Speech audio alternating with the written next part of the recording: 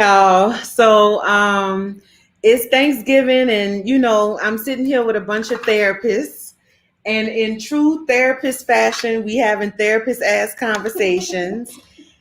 We are playing a game, a card game, created by Dr. Ebony, who is a Black mental health professional. I'm not sure where she is, but you could go to her website, drebony.com,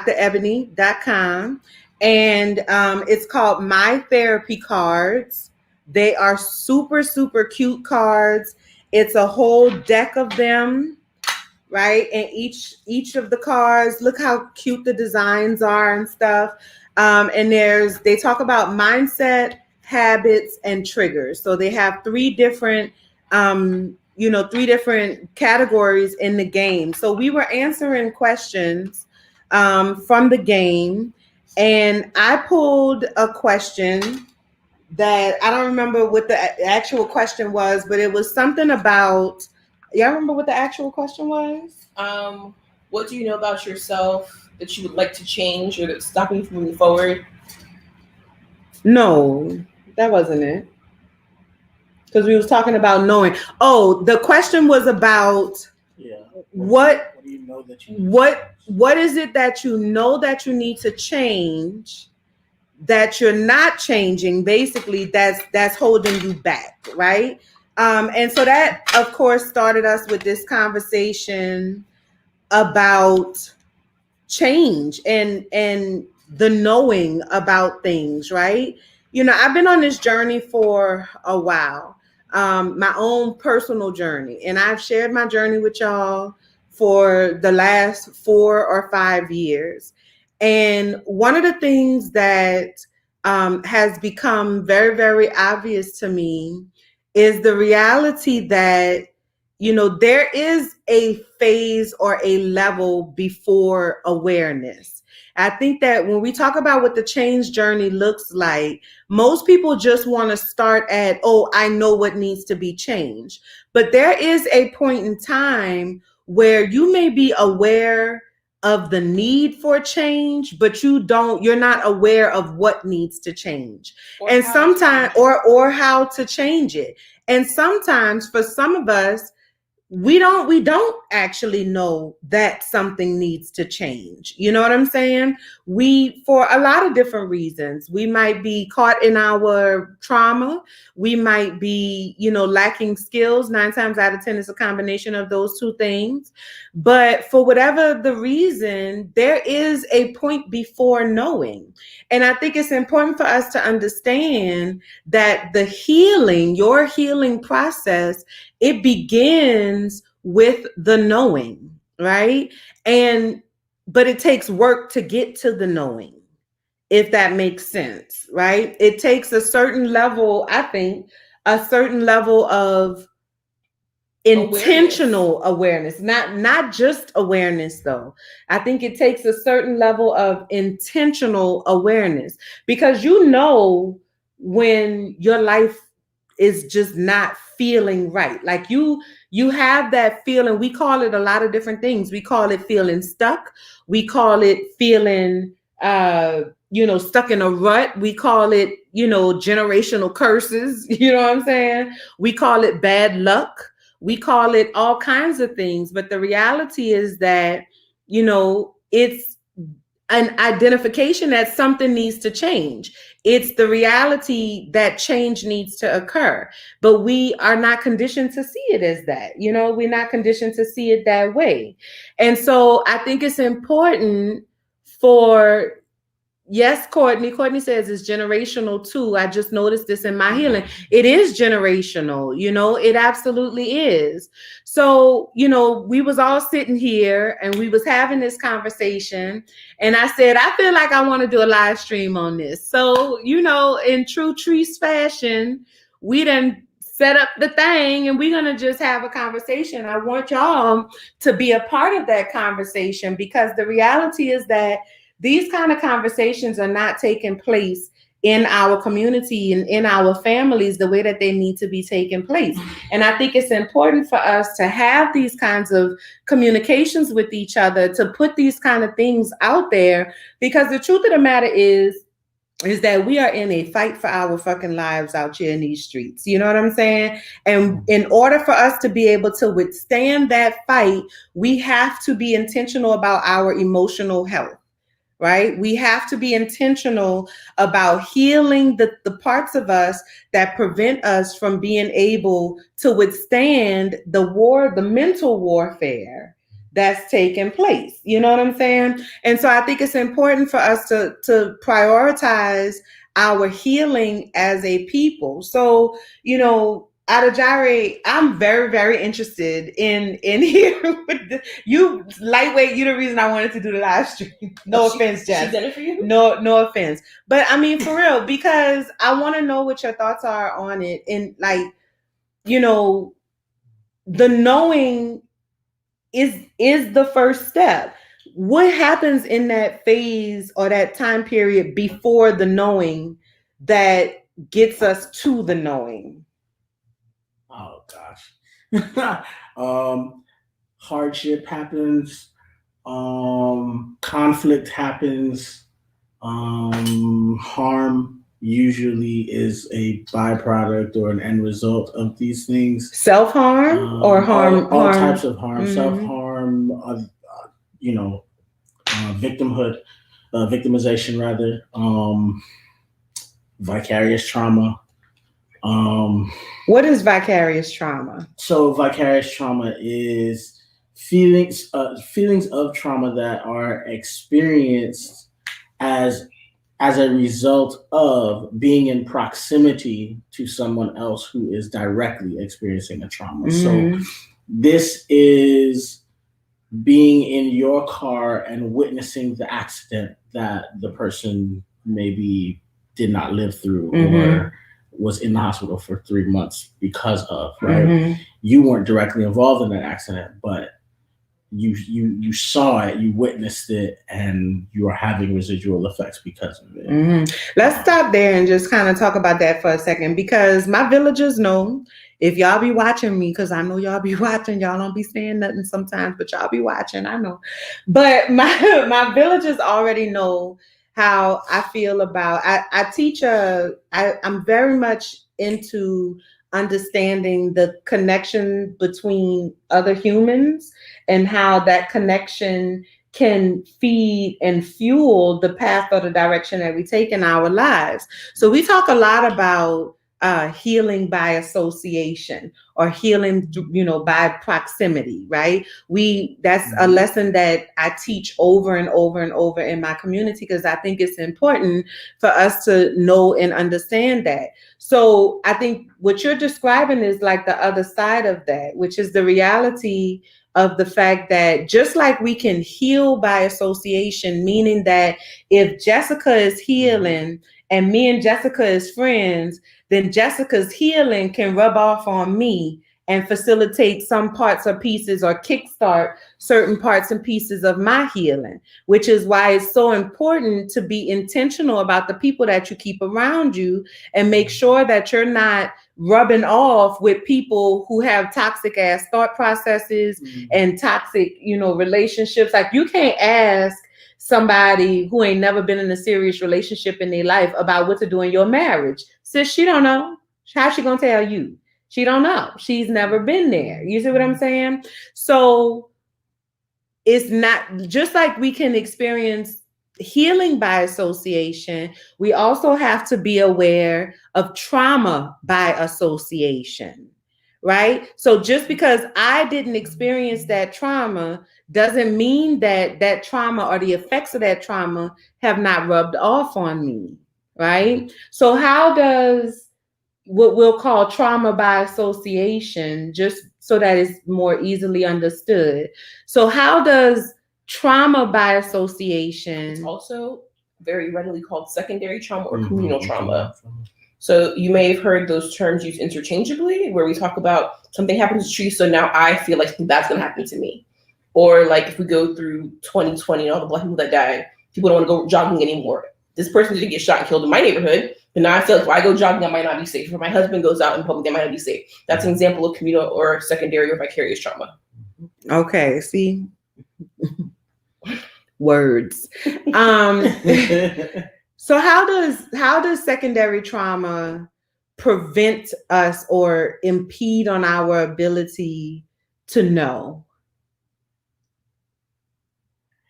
It can create false narratives for sure. The anxiety that crops up as a result can be overwhelming for some people. It can take over their life and their sense of what is real and accurate right now for me, right?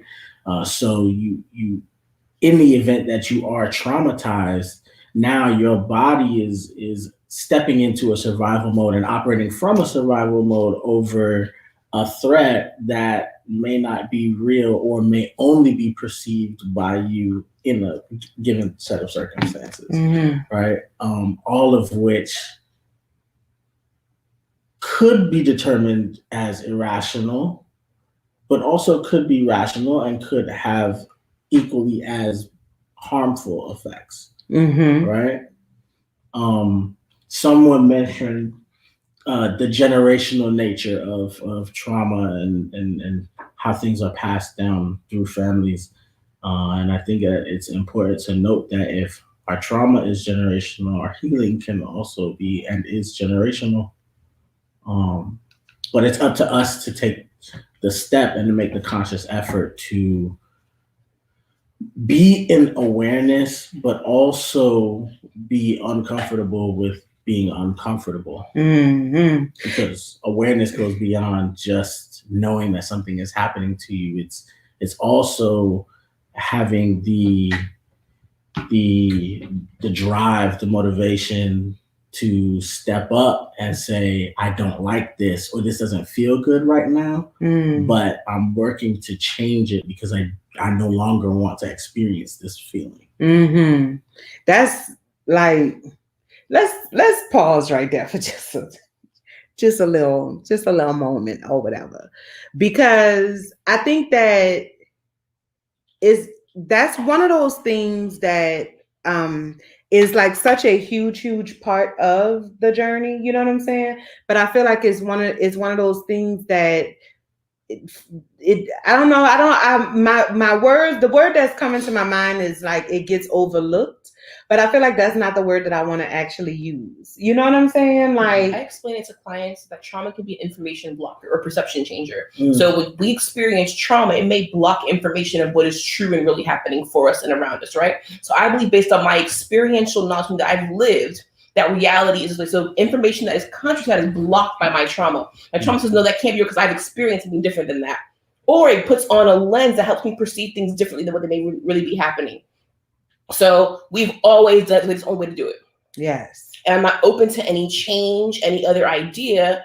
And I saw something the other day about why you use like a small pot for something. And then my grandma put her fish in that. And when you asked grandma, I was like, this only pot that I had. But you went through 80 generations using this tiny pot because someone never asked, why do we do it that way? And I now believe I can only cook fish well in this particular setting, this particular format, this particular way. And the information that I needed access to, I did not have. So in order to be fully aware, had that aware insight, I need to have enough information without the blockage of trauma. Right. Whether it's my trauma, communal trauma as a Black person, trauma that I've seen or experienced or watched or saw. Maybe I saw a scary movie and now all of a sudden that becomes part of my reality. So our brain can't necessarily differentiate what is happening versus what hasn't happened. And it's our job to become more aware to kind of, like we were talking about earlier, catch it, check it, change it. Yeah. This happened, so I'm going to catch this thought, this perception, this belief that I have. I'm going to test against what's going on. So I've caught this. Okay, well, now I'm going to check it.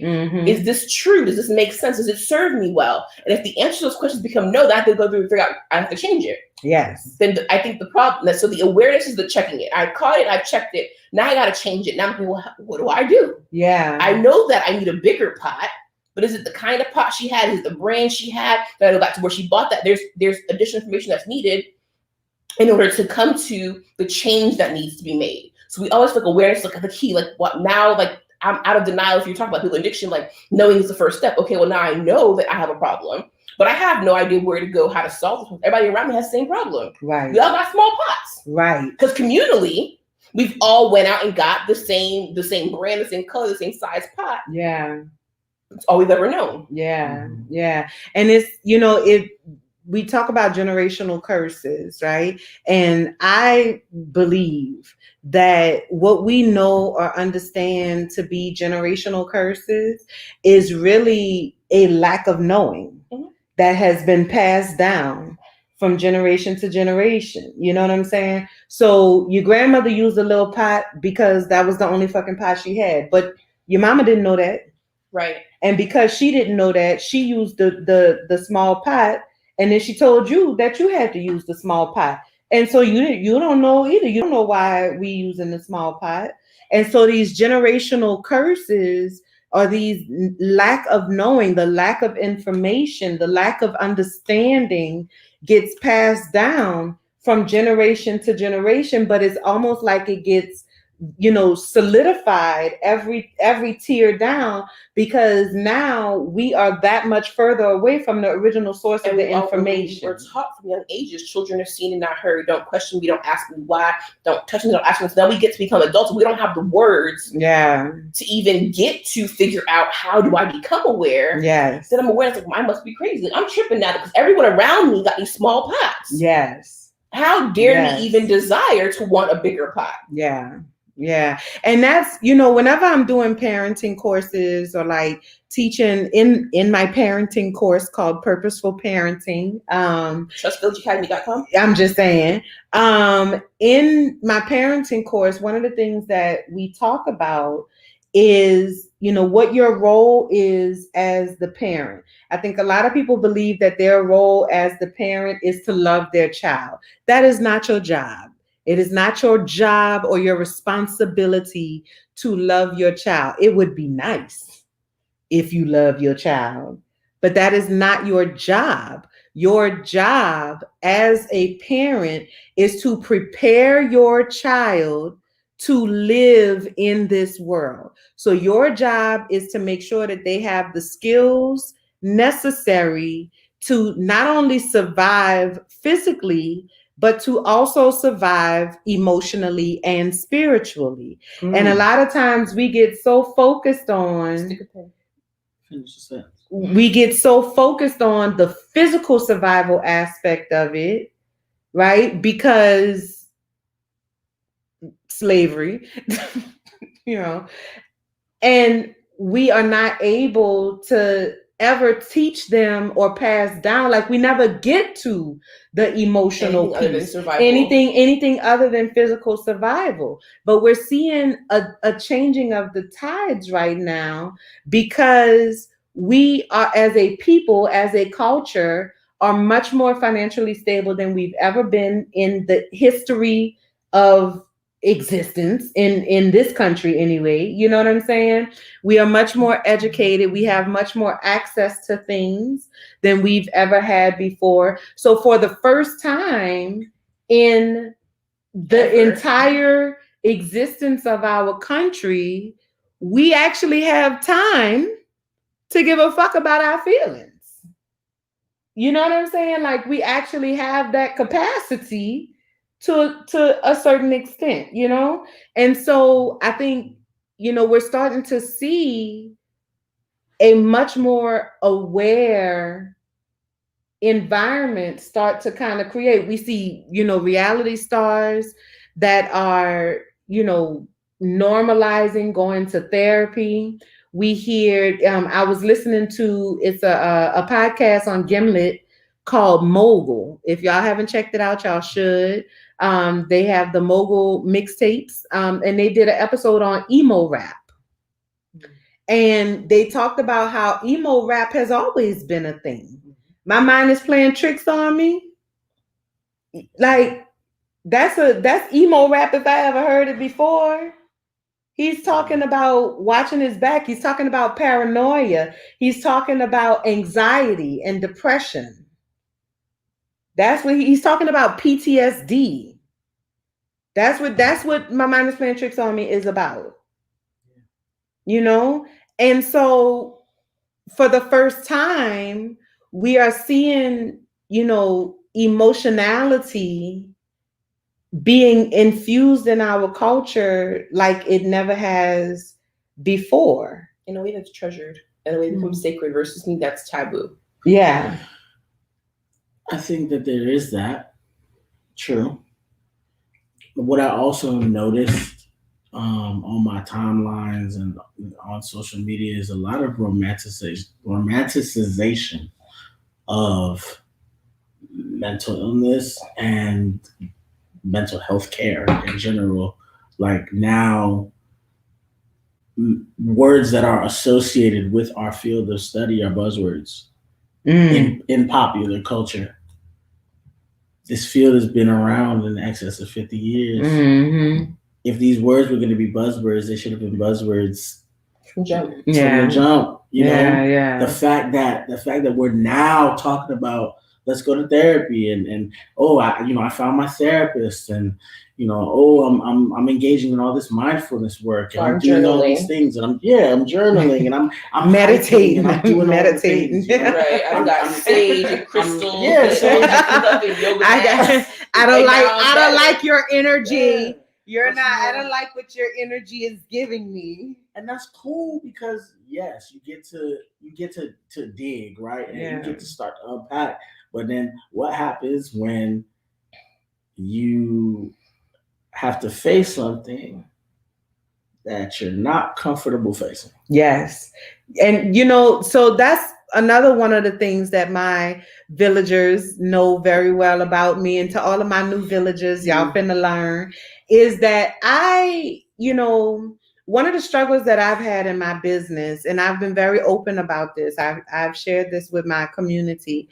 One of my biggest struggles in my business was not wanting to feel like, or not wanting to be like all those gurus and coaches and people who, are selling lies. You know what I'm saying? Like they're selling the idea of healing, but they don't have any fucking idea about, yeah. You know what I'm saying? Like that's how I always describe it. Like where they're like, I can make $100,000 on this course. All I gotta do is sell 10 courses for $10,000. So pay me $10,000 and I'm gonna tell you how to make $10,000 selling $10,000 courses. And it's like, well, bitch, I'm confused. And then when you get into the lesson or the session, sell this course for $10,000. They telling you sell this course for $10,000. Like they're not giving you. There's no substance. There's no substance. There's nothing. There is nothing. Nothing. So I bought my journal. I got my sage. I got these crystals. Now what? Yoga mat, all this stuff. Now and what? I'm still battling depression. I don't want to get out of bed. I haven't showered in a month, but I got all this stuff in my house. I'm so fucking unhappy that I can't get out the bed. I'm so unhappy that I've never been this far, but a lot of people have. I'm so unhappy that I'm contemplating not being here anymore. I consider what it's like for me to not exist in this world anymore. You know what I'm saying? But I done paid you $3,000 to fix me because you told me that you was going to fix me. And a slide deck and an email pitch list. And it bothers me. Like it really bothers me. And so one of my struggles in my business has been for the last 3 years that I do not like. I have such an aversion to being categorized as one of those people. You know what I'm saying? Because of how strongly I feel about it. I think it's fucked up. I think it's unethical. And I feel like they should be arrested on the cool. You know what I'm saying? So I had to resolve that within myself, and just recently started resolving that within myself, because the difference is that, one, I'm actually trained. I am an actual licensed therapist. I have been licensed and working as a therapist. A multi-state licensed therapist. Please get that together. I mean, you just stop for a second. A multi-state licensed therapist. Because that carries weight. I am licensed in multiple states as a therapist. I have been actively working as a therapist for the last 9 years. I have a master's degree in counseling. Like, I went to school to learn how to be a therapist. That's what I went to school for. Right. You know what I'm saying?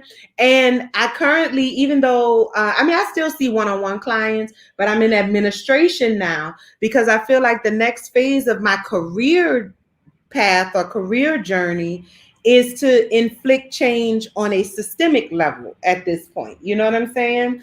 So I bring to the table a knowledge base that I feel like has been lacking. We have the entertainment of it. We got the, attention grabbing piece of it. But now it's time for us to actually get the information and the knowledge that we need in order to heal as individuals, which ultimately leads to and allows us to heal as a collective people, which I think that has to be priority, because the emotional component informs everything else. If you are emotionally unhealthy, you are not financially stable. You are not ready to be in a relationship or capable of maintaining healthy relationships. You are not going to be a great parent, like the best parent that you can be. You're not going to be a good spouse. You're not going to be a good mama, a good daddy, a good brother, sister, auntie, love you like a play cousin, sister-in-law, baby cousin Tracy, none of that. Who's Tracy? Because you don't know that movie. Okay. I was like, wait, that looks like Tracy. It's not a relationship. Jessica don't know that movie, y'all. I don't know. Which is I feel like I could do a whole live stream just on like why Jessica don't know that movie. You know what I'm saying? Because y'all know who my sister-in-law baby cousin Tracy is. If y'all know who my sister-in-law baby cousin Tracy is, I know y'all know who my sister-in-law baby cousin Tracy is. Y'all know. Jessica does not know. And this happens often. Daily, at least once, twice a day. It's ridiculous. It's ridiculous. But I digress. Huh? Whatever you think is pertinent. Something else. If you want to mention it. Yeah. Don't see you feel like stepping. You have a poem? Not the whole thing. So Adajare is a wordsmith. I'm sorry. Adajare is an author. Like, he writes books, y'all. Like, several books. Yes. Whole PhD candidate. Like, yeah, you start reading. Legit. I'm gonna go get them books. So he's gonna bless us with a few words. They can be purchased at thetjtherapist.com. He's also available for speaking and for bookings, diversity and inclusion, all things LGBTQ+, all things Black mental health, all things, anything. He could talk about it intelligibly with points, research, facts, data, all of that. Book him. He's available, but only on Zoom because of Rona. You got to stay alive to see, other stuff. Safety first. Safety first. Safety first, man. Same price though, no discounts. Full invoices to be paid. I wrote this poem a while back. I'll say a while back. And it literally is about what we're talking about. It's about dealing with the discomfort. It's about acknowledging the fact that you're not okay. It's about like being okay, not being okay, and what that can look like. It's also kind of a challenge. Anyway.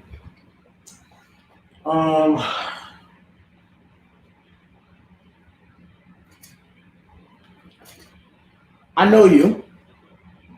I know your type.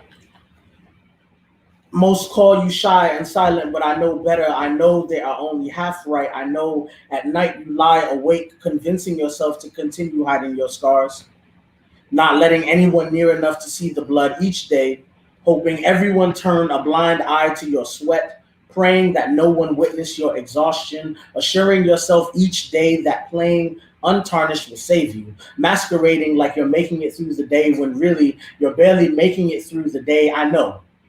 You make it look easy. You smile.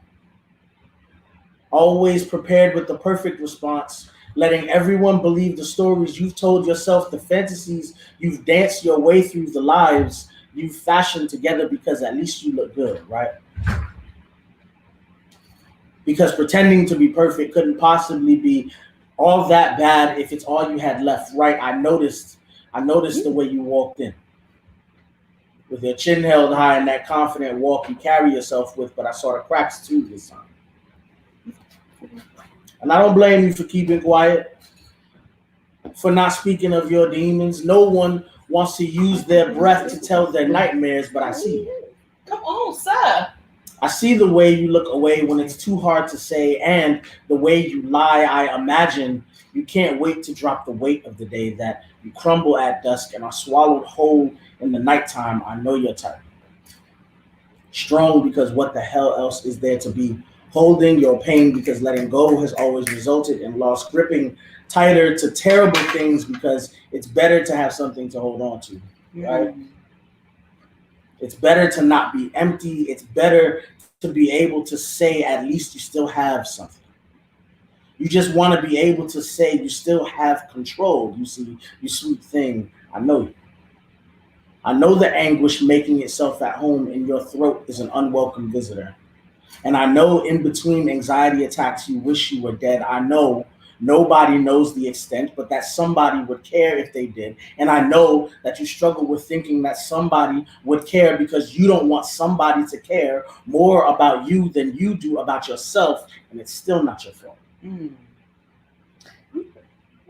You better. You're gonna make me slap you. Just make sure you miss me. You're gonna make me You slap put a little dead in my head earlier today. And there's more, but this will be in book number 3. Come on. Listen, that just happened. Come on. That was not planned at all. You just read spoken word on my live stream. These are his 2 books, In Silence and Getting Through. Y'all need to go on and get these books. Courtney says, wow, I felt every bit of this. Yes, you did. Thank you, Courtney. Yes, we've never had spoken word on his website, obviously, by his books. We've never had spoken word on here before. I don't know the website. TJtherapist.com. TJtherapist.com. Yeah. It's just, I mean, like when I think about like change, right? And the stages of change and what are the stages of change? Oh gosh. Well, I'm sorry, I'm really interviewing. Oh, but my neighbor just came in, y'all. Come say hey, Debbie. This is Queen. Y'all come scoot over, girl. Come on. Let's get in here. This is my neighbor, Queen. She just came in to spend some, Thanksgiving time with us. Yes, but no, it's so weird that you guys were talking about that because, and then these books and everything, and then I was just kind of scrolling through that. It basically kind of sums down to what? That's your first question. That was his first question. That was the first I mean, question that he answered. When you put yourself first, what does that say about you? Yeah. I mean, that's where it starts. Yes. It has to start there, no matter what. Yes. No matter what relationship you're having, whether it's with your kids, your husband, your wife, your She got to move closer. best friend. I want y'all to go to the You're not trying to be in the camera. All right. Queen said she might got warrants. I'm from Chicago, I am. Listen. I don't have any warrants. This is a judgment-free zone. But no, I just thought like that was weird that, really, if you sum everything totally up, when you were saying like, well, where does it start? What is it? It really starts with self-love and self-care. It does, which kind of brings us back to like the topic that we were talking about, which is, healing begins with knowing. Mm-hmm. Like there is a certain level of awareness that has to exist. Yes. But I think, sometimes we don't understand the significance of the knowing. You know what I'm saying? And sometimes I think we can look at the knowing as a bad thing, because I think one of the most difficult places to find yourself is knowing that, but not knowing how. Or knowing better, not know how to do better. Yes. Like knowing that something needs to change and not knowing what needs to change, not knowing how to change it, not knowing what's going to happen after it changed. What does change look like? All I know is that this shit can't stay the way that it is right now, and that something has to change. And that is, in my opinion, one of the most important pieces of the journey, because the journey officially begins at that point. The journey, before you have awareness, you're not on the journey. You know what I'm saying? Because you don't know that the journey is a thing. And so I think we underestimate the power of knowing, and we allow the knowing to hold us back. Yeah.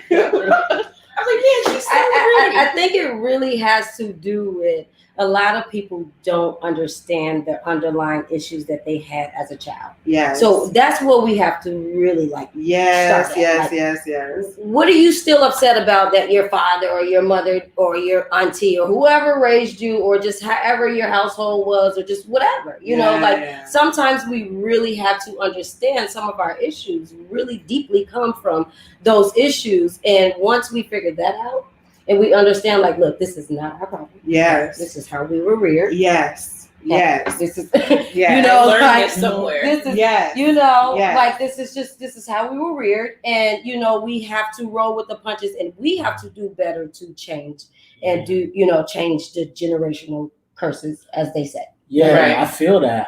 I think I go back even like a half step further, right? Because I feel like we can know all things, essentially. That doesn't mean that we ever have to do anything with the knowledge. That doesn't mean that. Oh, yes. Something has to change. Oh, yes. You know, that knowing. It's a call to action. Well, I right, think, right. It's But not it's not a an call. automatic It's to a action. It's Well, not no, automatic. it is a call. It is. So it is a call. I think to if you action, want change, but you that have doesn't- to it put some doesn't- action. it doesn't Well, guarantee that action will take place. Right. So that's why I said it's It not may- an automatic call, because you can have a noticing but do nothing about it. And that's really what that poem was speaking to. That piece is knowing that something needs to change, maybe even knowing how to change it, but being so comfortable with your circumstances It's a that call the to inaction. idea of changing makes you freeze. But so this is Keeps the you in thing. that place. So the call to action is saying something needs to change. That is the call to action. So it is an automatic call to action. Awareness says, motherfucker, get it together, because But doesn't something put needs on the to gas and change. start driving. What it is not a trigger for action necessarily, but the call say that. is there. We can Like say in that. marketing, if you're We can doing say marketing, email marketing or something, they say, well, make sure you put a call to action on there. A direction. you want Yeah. to go So to. the call to action says, click here to schedule your session. The call to action says, listen to my show. I'm telling you Yeah. that this is the action that I want you to take. Some people gonna take that action, and some people not gonna take that action. Some people gonna delete your email and report you as spam. You know what I'm saying? You know what I'm saying? So it's a call, but it's not a trigger necessarily. I Right. think the segue between the two of those is having the information, deciding, am I ready, willing, and able to make this change? So I know enough about what's going on that I may be called to inaction to figure out what steps I need to take in order to move effectively. Mm.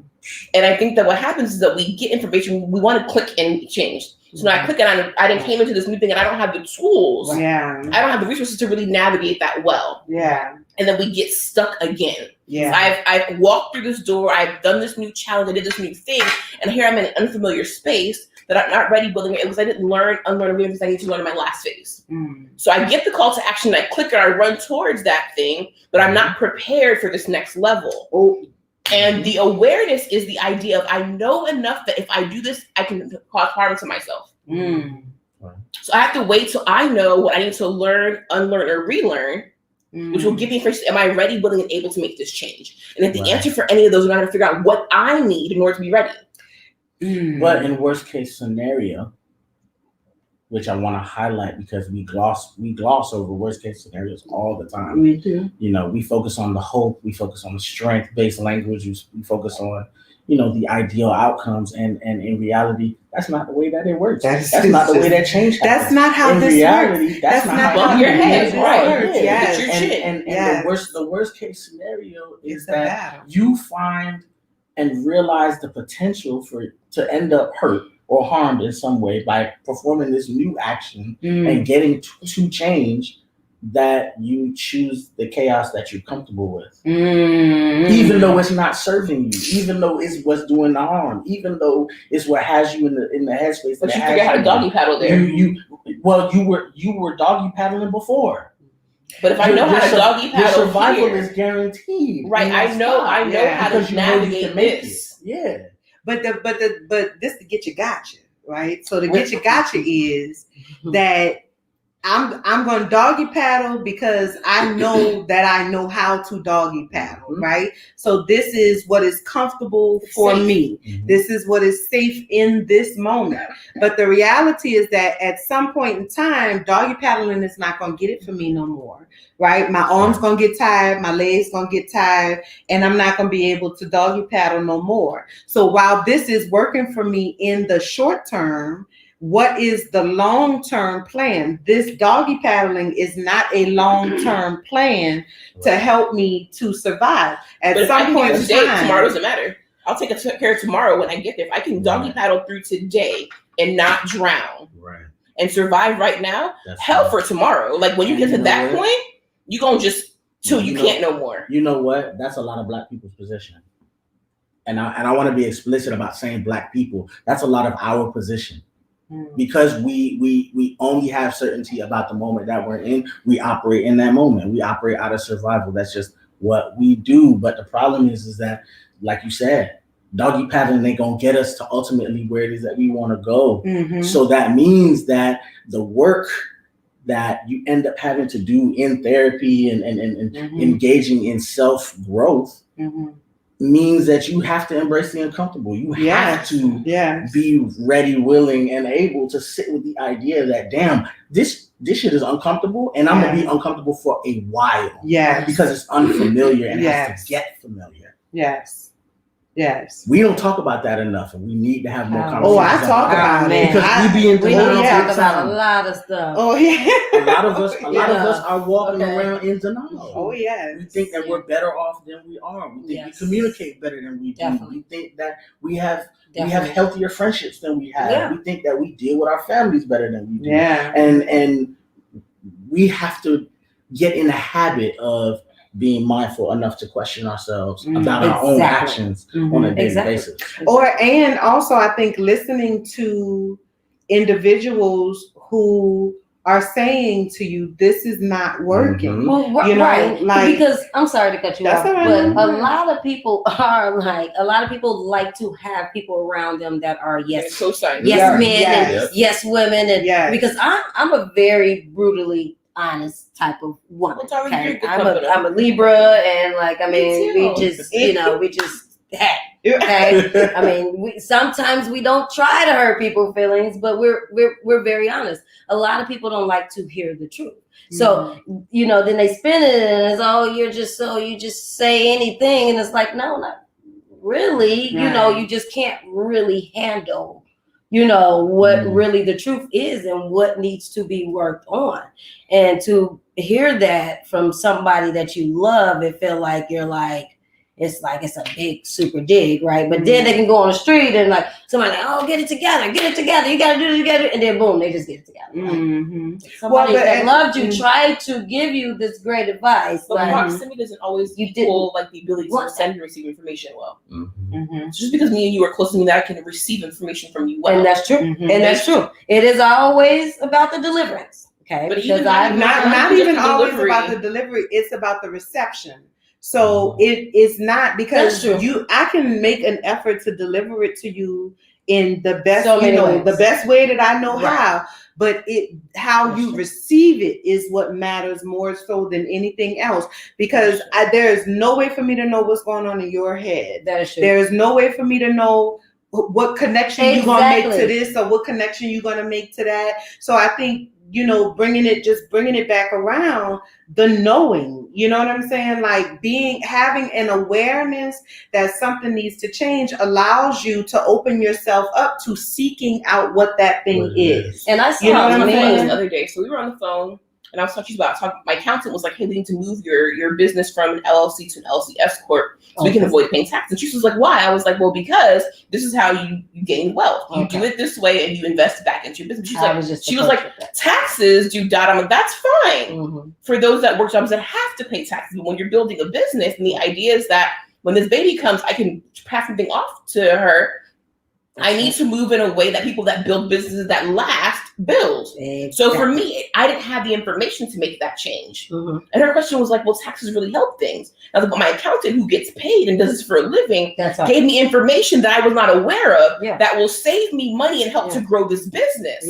So while the taxes overall have a purpose, the purpose of this is just different. So I had to take the information. I literally was like, I'm doing really great, da da da da da da da. And she asked, and I was like, well, I hadn't thought about what taxes do. I understand that if I pay them, right. So in the long run for my business, what I'm looking to do as far as like growing for my family, this makes sense. In the long run for the United States of America, whoever's our president, all those things, it may not make sense. I had to take that new information that I have. I was like, okay, well, taxes may be really good, but for me paying X amount of dollars to the government that I probably won't ever see again versus building for myself, building makes sense. But I didn't know. So I was about to cut this check and my account was like, no. We're going to do your last 2 quarters together. You can invest back in your business. You can buy things. You can get stuff done. All these things that will help the business to grow. That will, even I pay for things that so I can pay for something now that goes into next year. That is a liability for the business now, but it will end up not costing me next when I go into the business. I'll be making money things that I've already paid for this year. Because I need those things. It's not that I wouldn't normally get.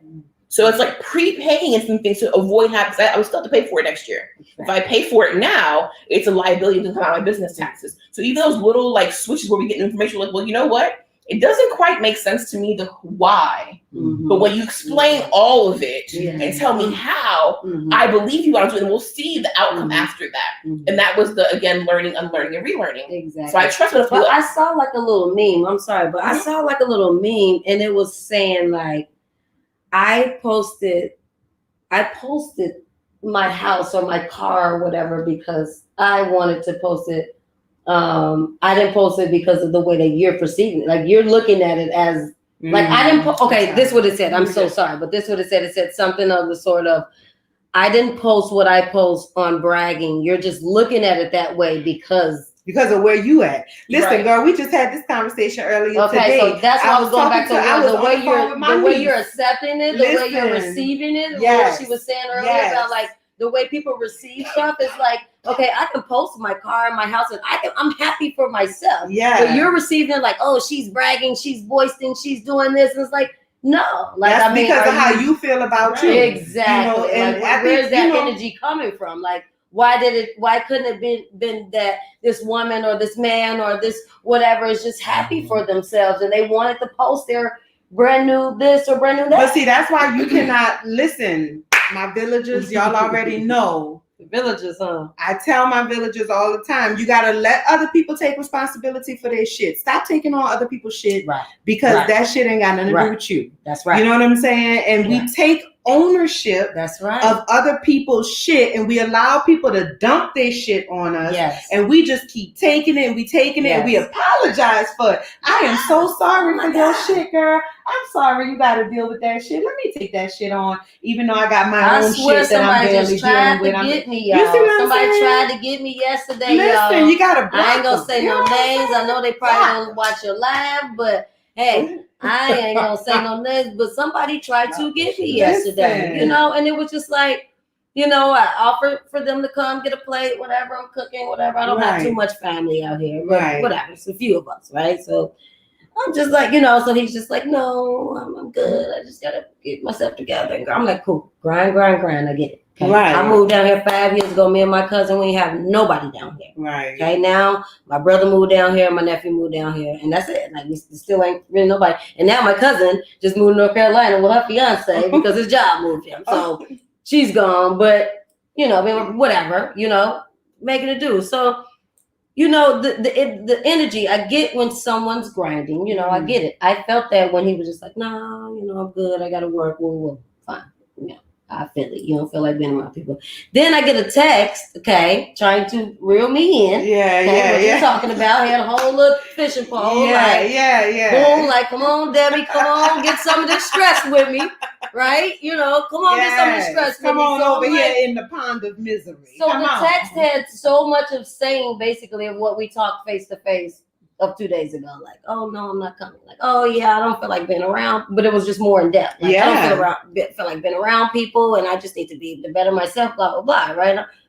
Yeah, totally fine. Then he was just like, oh, well, bad vibes and this and that. I'm like, see, what's up? Yeah. So now you want me to comment back and like, well, what are you talking about? Bad vibes and you're dissing yourself and this and that and this. No. Couldn't Right. even get me. You know Right. what? Guess what? Well, next time I see him, I'm act like I never got the message. Because I didn't even respond. Because you're not about to get me. I get that you're stressed out. Yeah. Okay, I Yeah. get you're stressed out, but you're not about to bring your negative. You're not about to bring your negative energy. You know, Yeah. a lot of people like to do that, and sometimes it's so easy, like you was just saying. Yes. Okay, to take people. Shit. Yeah. Yeah. Because we take on other people's things because they don't know how to handle their things, because they lack the skills that are necessary in order to be able to manage their shit Or the insight. or the insight. Okay, don't even get me started, girl. Or the insight. So because they are not aware, because they have not reached the point of knowing, right? Then they have to expel it because they can't keep it in. That energy has to leave them because it's toxic. And nobody can walk around with that level of toxic energy. And so what I'm going to do is I'm going to dump that toxicity wherever the fuck I could dump it. And if you are the closest thing, then guess who's going to catch that dump? You know what I'm saying? And so you have to be very intentional about blocking that and forcing other people to take responsibility for their shit. Thank you. Because that's the you key word. got I was your waiting on own it. I knew what shit. y'all was about to say. You know what I'm saying? Even Take better, a going back to responsibility. the stages of change, being aware of what doesn't belong to you. So like this person's in pre-contemplation.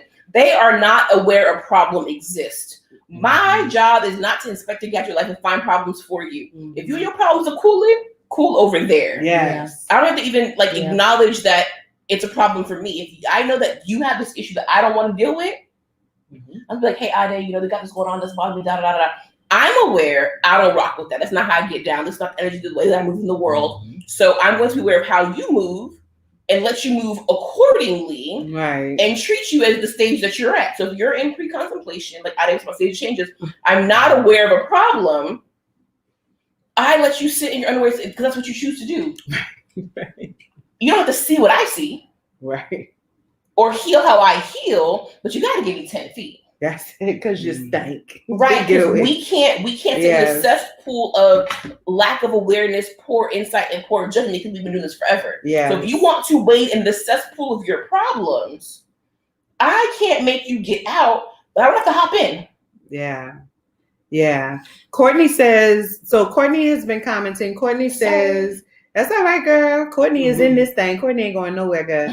Courtney is on YouTube. Shout out to YouTube. Make sure you subscribe if you have not yet. And also hit the little bell to make sure that you get the notifications, because we do this often. Courtney says, this is kind of where I'm at. Why the text so small? I feel like that's small. I got my good contacts in too, girl. I can't hardly see that, Lord.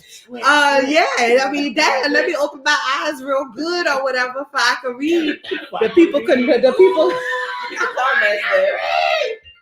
but the people could know I'm educated. You know what I'm saying? Courtney says, this is kind of where I'm at. I'm aware of so much about my trauma. I wasn't really doing much about it. Last month, I literally had a complete breakdown. I was okay with leaving this earth. Wow. And then she says this conversation is everything that she needed. And she says that this is literally her this whole year where we're talking about taking on other people's shit.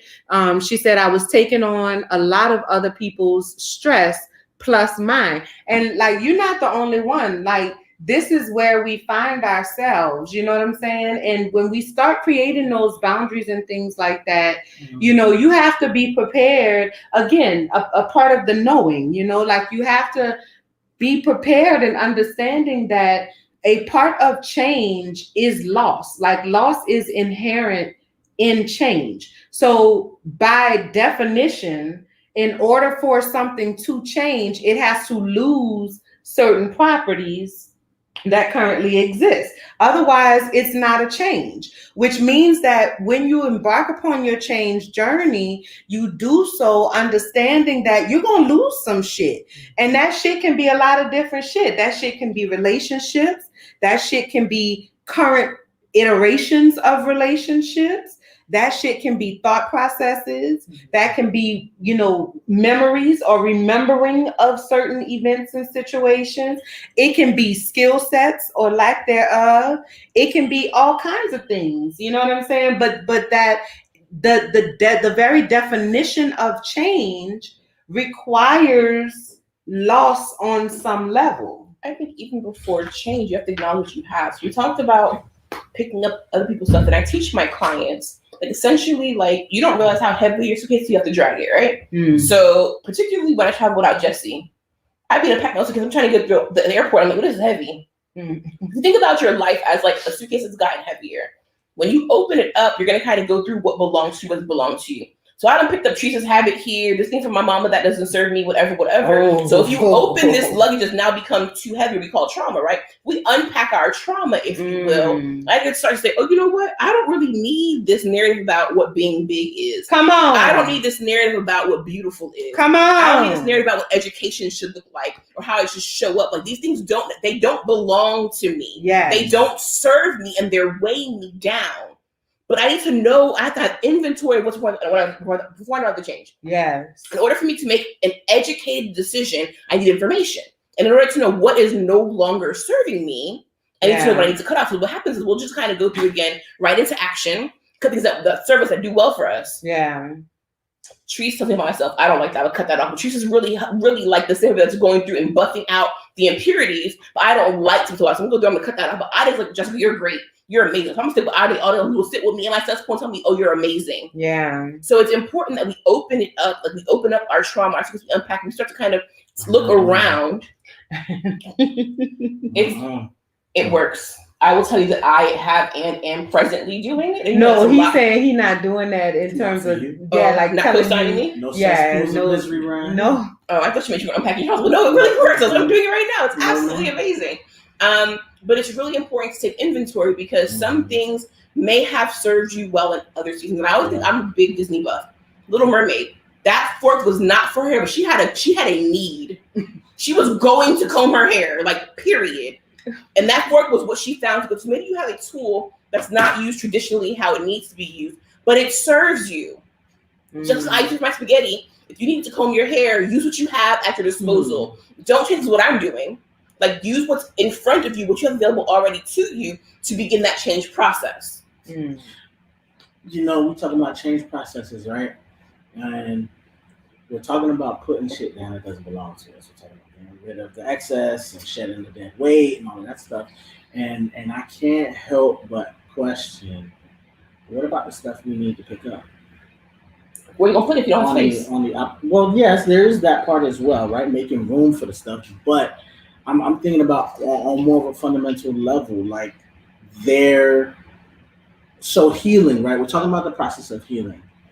Healing is not an isolated event. Nor is it linear. It's not linear. It's not isolated. It doesn't happen in a silo. So it's impossible for you to heal without the assistance of someone else. Oh, right. Right. I'm gonna throw this book at your forehead. I swear to God. But see, what that also means though is that if we need other people in order to heal, then there must be some obligation for us in our interactions with other people because there are things that we inherently need to have in order to have healthy interactions with other people. So what about that gratitude that you don't want to pick up because you're comfortable with feeling ungrateful? What about the patience that you don't want to address because you feel like the world needs to revolve around you and move on your time? So that's what we call So, the three different pillars of change, right? So we talked about the loss already, right? You have the cost. What is the cost of not changing? And then we also have the benefit, which is what do you get out of, making the change? But you also have the payoff, right? The payoff. And that's what you're talking about. You're talking about the payoff. And that's the part that a lot of us like to overlook. I'm going to stop using that word overlook, because it's not that you're overlooking, you are avoiding it, which is a very different thing. You are actively avoiding it. And yes, I'm talking to you, whoever you is, okay? We are avoiding the payoff. What is it that you are getting out of staying where you are? Because the truth of the matter is that everything that we do in this life is motivated by something. We are getting something out of it. You brush your teeth because you don't want your breath to be stank. You go to work because you need to get money. You treat people well because you need relationships in your life. Everything that we do, whether it is voluntary or involuntary, serves a specific and necessary purpose in our lives. Even the bad maladaptive skills that we have incorporated. So you being in the place where you are or you getting to that place, the things that happen to you, the experiences, that may not have been nothing you could have did about those things. Those were likely things that happened to you, and for whatever reason at that point in time, you were not able to defend yourself against those things. Mm-hmm. So the thing that the reason why you're in that place may not have been your fault. However, it is your responsibility to get yourself out of it. Because the only person that's responsible for your healing is you. That's it. The only person that's responsible for your healing is you, which means that you have to be real with yourself and identify within yourself, what is it that you're getting out of staying in this place? What am I getting out of consistently bringing up the fact that you fucked over me when we was 13 years old? Why I feel like I got to keep bringing that up? How is that serving me? What am I getting out of that? Well, I get a sense of validation. I feel justified. I feel powerful. I feel this. Okay, then acknowledge that. Take ownership of that. You know what I'm saying? Can we reiterate a bit about power though? Because power can make us hungry. It can make us lustful for it. Like not having control and then finding yourself in a set of circumstances where you suddenly get a taste of power. Oh, yes. Yes. Can we flip that and talk about how if I make you a villain, I have power as a victim? Yes. Because power is not it's not only a dichotomy of when I'm in control or when I am the person making decisions. If I can make you the villain in my story, I have the power of my victimology. Yes. I can tell my story and paint you in any light that I would like in order to stay where I am. Yeah, because in my story, the victim is the hero. Right. You see what I'm saying? And I shift the responsibility for my pain to you. Yeah. So I can't be responsible for my healing because I wasn't responsible for my pain. Yeah. Because Treese hurt me. Yeah. I can't get healed. Right. Yeah. Someone else was talking about that recently, another mental health professional, and they called it weaponized victimhood. And I was like, damn, that's Was that me in my live the other night with Will Smith and Aunt Viv? So I used that phrase on Monday night. No? Yeah. Might have been. That was me on Monday night because I did a whole live on that. Well, we my friends and I talked about like being responsible and redefining healing. And we talked about how Will Smith had an opportunity to scapegoat out of. Yes. Because I didn't know. Yeah. Yeah. And she said, my whole life was changed. Something that you said, and you didn't say it directly to me. Yeah. And he didn't say, well, that's not my fault. What I meant was, he took ownership that she became a victim of something that he did inadvertently. Yeah. Yeah. And allowed her to say, like, you did this. As a result of what you've done, this is the backlash of that. Yeah. His response was essentially, I'm sorry. Like, well, and not I didn't know. But he I didn't know, right? So acknowledgement that I didn't know. Right. This was not something necessarily that I did intentionally, but that doesn't negate the fact that I did it and that you were affected by Right. it. Yeah. But then she said, I made this because I didn't even watch the video. Yeah. So she's now crying to this villain that is taken from her. Yeah. And to him, nothing ever happened. I didn't know they offered you only 10 weeks. I didn't know that your husband was abusive. I didn't know that you had a newborn at home. Yeah. I didn't know all these things were going on. I knew that for me, safety and security equals finance, and I could not be unsafe. Yeah. Yeah. I was so wrapped up in my shit that I could not Couldn't worry see about what yours. was going on in your shit. What I was Mhm. responsible for in the wake of my desire. So now I'm doggy paddling, Yes. but now I'm trying to float. Yeah. You can't Yeah. doggy paddle in the wake of me trying to stay safe.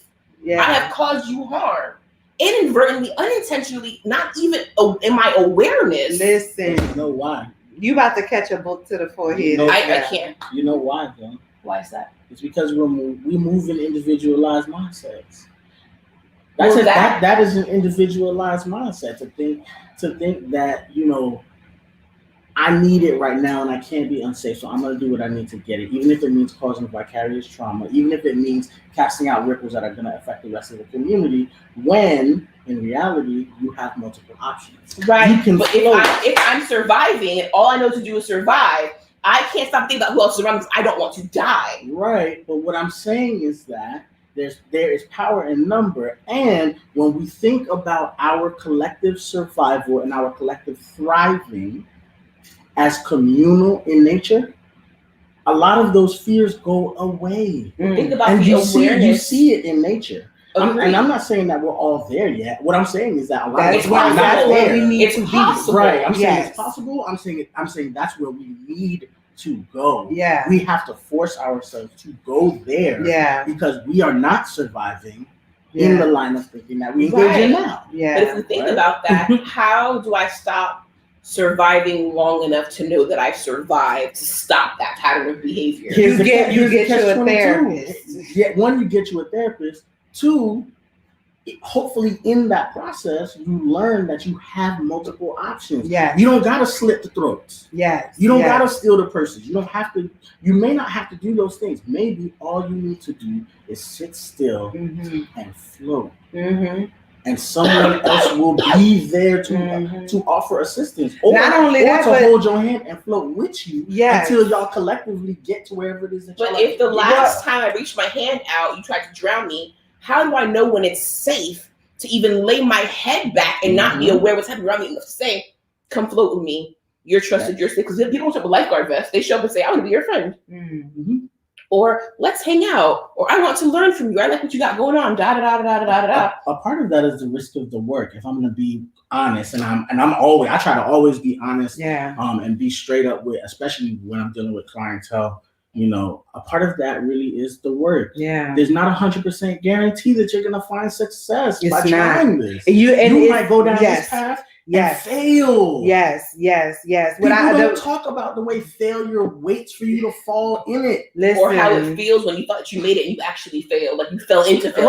Right. Yeah. Right. And it People felt don't good talk on the about way that. in. Yeah. Yeah. But that happens.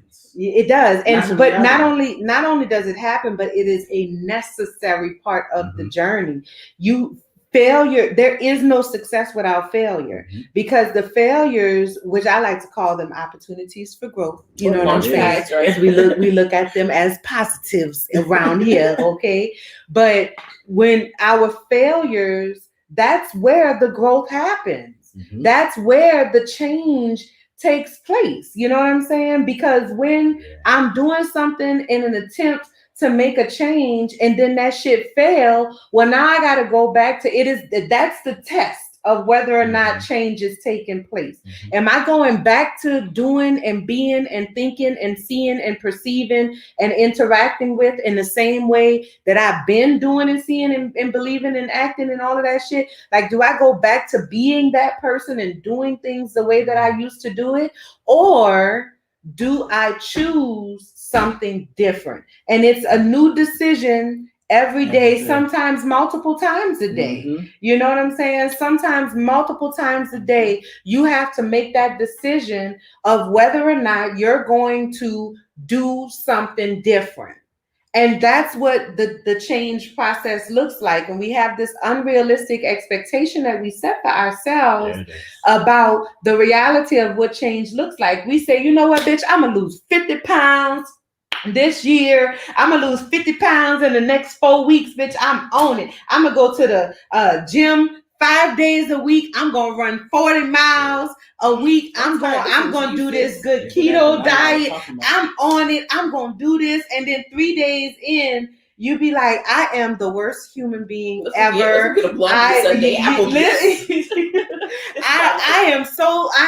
can never do nothing. I'm horrible. I can never keep no promises. I'm gonna be fat for the rest of my fucking life and this, that, and the other. Like 3 days in, because we have not put in the work, right, to heal ourselves on the emotional level so that we can engage in different behaviors. Mm-hmm. When trouble strikes, when we get them hunger pains, or when that alarm clock ring at 7 o'clock in the morning saying, get your ass up, it's time to go to the gym, we're not prepared for that. Because we want to change everything, not a thing or something. Because change is gradual. We didn't wake up grown, right? Right. So like you didn't wake up, you weren't born walking, talking, all the things. There's a progression, a natural progression of things that go with growing pains that have to happen in order for you to sustain whatever that change is going to be. So if you try and skip a part or do all of the things, you're going to get to that next level and be immature in an area. You won't be at a place where you can maintain the maturation which you've touched. You can attain it, but you can't maintain it. Right. So I can get there, but I can't stay there. Mm-hmm.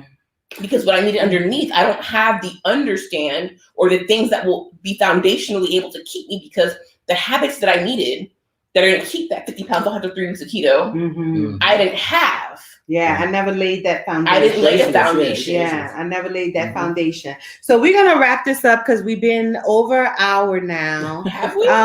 Yes, we've been over an hour. 1 hour, 11 minutes, and 22 seconds to be exact. Yeah, that's what she's saying. Is that need for instant gratification? We're gonna wrap it up because we will go on and on and on and talk about this forever. But can we have a pause for the cause? Because sis is having a very good hair day today, and I just need to acknowledge that. You know what I'm saying? Thanks. Anyway, just to kind of close it out and like bring us back to our original topic, right? Like the original thought.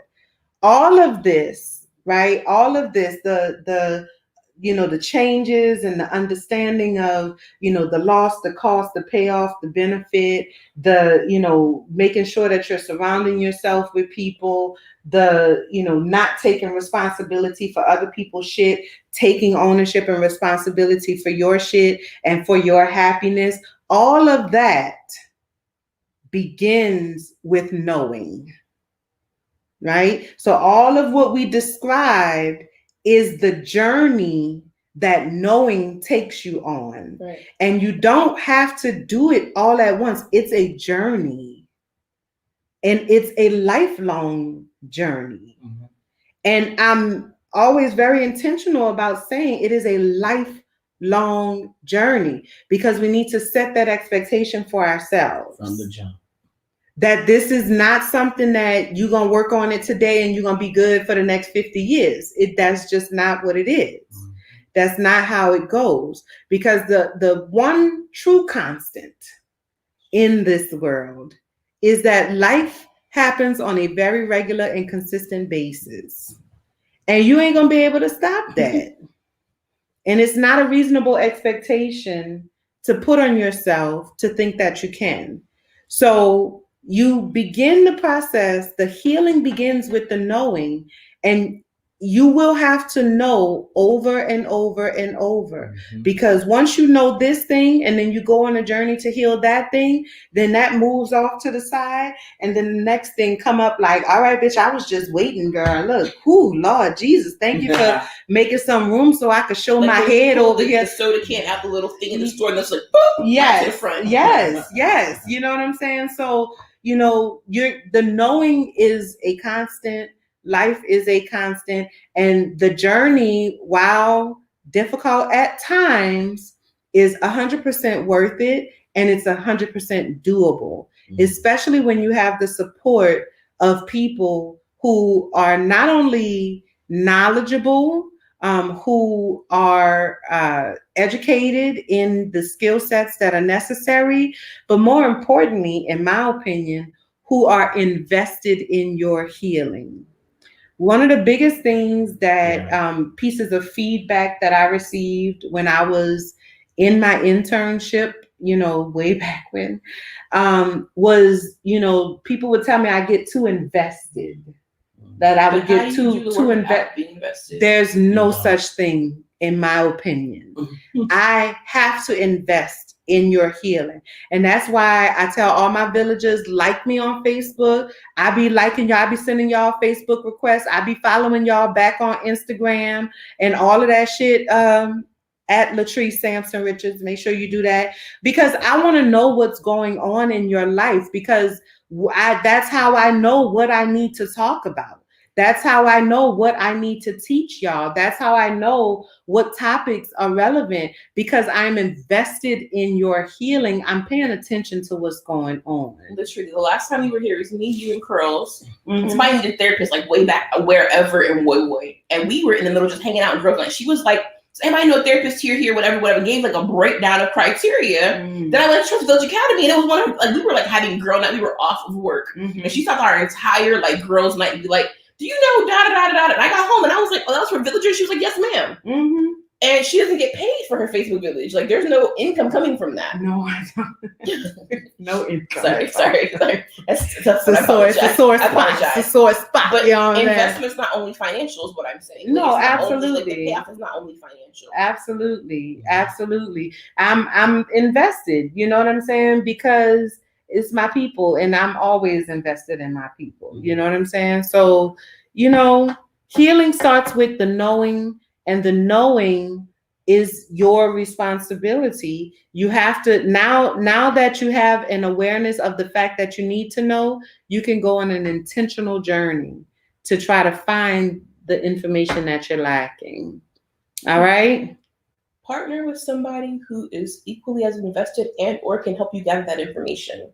It's a good idea. Or you can schedule a 90-minute Blockbuster session. Wait, because it's Black Friday and there's until Monday night. Yes. Oh, I did. Girl, you better come on. I got a little Black Friday special going on right now. You know what I'm saying? So if you go to my website, latricesampsonrichards.com/Blockbuster session, you'll find, or you could just go to the Work With Me tab and you'll see it there. You can schedule a 90-minute Blockbuster session, which allows you to gain clarity on the mental and emotional blocks that are preventing you from moving forward in your change journey. So you get 90 minutes of my time to talk about whatever the fuck you want to talk about.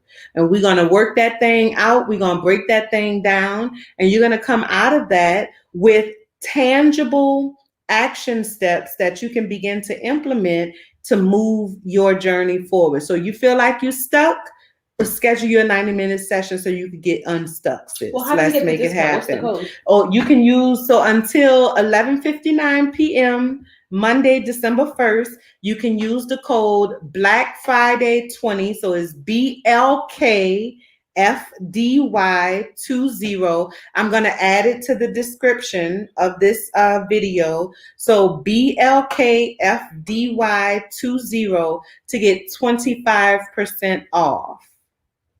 I mean, why would you not? That's even more than a Trust Village discount. They better get where they fit in. Because my villagers get 15% off. So if you're not a villager, you need to make yourself a villager. But this is 25%. And those discounts don't stack. So you can't be a villager and get 15. It's not 40%. It's 25% off or 15. You got to pick a struggle. Yes. And why? I mean, I would take the 25. That's big. What I would do. 25 is higher than 15. But if you would like to bless her with the extra 10%, nobody's going to stop you. It's the holidays. Be great. At all. So that's all I got for y'all tonight. Go let the people know where they can follow you on social media. My Instagram is Jess Jefferson. I don't remember them. You can find me. Teresa tag me. SW Social Support. Oh yes, I own group practice. There we go. SWSocialSupport.com, bro. Like that thing. I didn't go do my plugs. I'm so worried about your quiz. I don't forgot all my information. Oh my gosh, you can follow Jessica at jessrich.co for content creation, website creation, and more. So just go to the website and see more. Obviously, as she mentioned, she's the owner and CEO and founder of SW Social Support, a group practice based in Davie, Florida. I myself am a member, so visit swsocialsupport.com to find out more about who's in our practice, what we do, and how we do it. You can find me online on all outlets at the TJ Therapist. TJ stands for Transformative Justice. If you want to know what that is, follow me. Holla at a player. Yeah, talk to me. I do talk back, and I'll be more than happy to engage with any of you. So. Yes, and you can follow me on Facebook and Instagram at Latrice Sampson Richards. You can head on over to my website, latricesampsonrichards.com, and you can listen to my podcast, Unicorns Talk Podcast, literally everywhere you can stream a podcast, okay? So that's all I have for y'all tonight. Thank you so much for tuning in. I love y'all, and I appreciate y'all. And until next time, be well. Bye, y'all. Yeah.